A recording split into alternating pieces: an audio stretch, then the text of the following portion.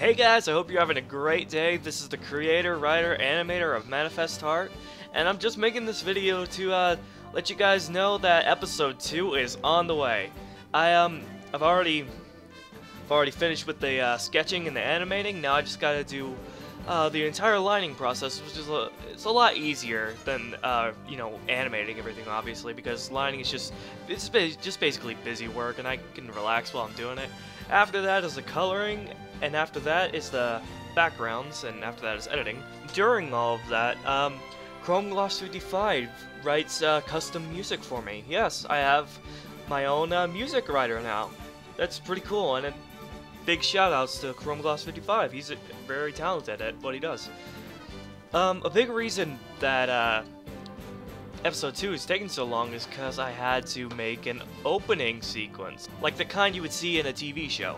It's about a 1-minute opening sequence, like the kind you would see in a Japanese anime, and I use a song that most of you are probably familiar with if you are familiar with Pokemon anime.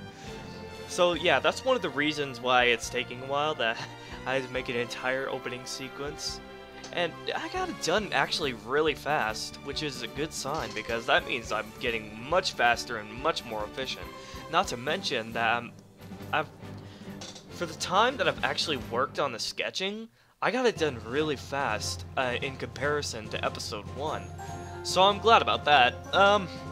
It really won't be much longer. The hardest part of episode 2, well, I should say now that I'm still splitting up individual episodes into 2 parts. I should say episode 2 part 1.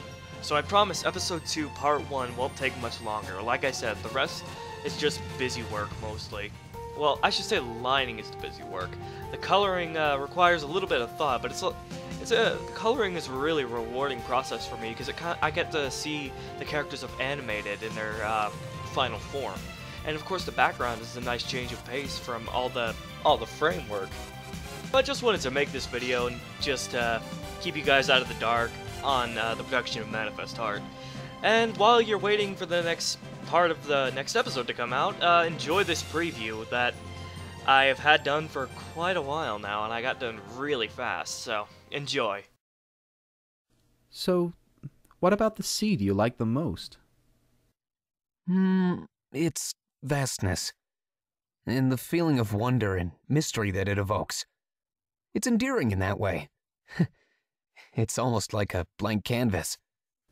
A canvas you can just project your imagination onto, right? What about you? The ocean. It's almost conscious in the sense that it has emotions just like us. It might be angry and violent, or frigid and motionless. And right now? Right now? The Rava cold water sways calmly and quietly. At subtle peace. You know, there are those whose emotions and the ocean's status are one and the same. Like Torpedo.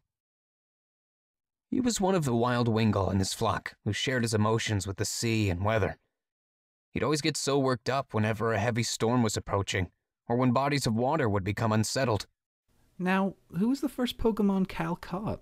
Torpedo or Psy? Torpedo. Not long after he was caught, he told me about how he was sort of the one the other Wingull his age picked on, partly for being able to read. I didn't know that. I asked him what it was like being taken from the wild. I asked him if he was going to miss his parents. He said yes, very much.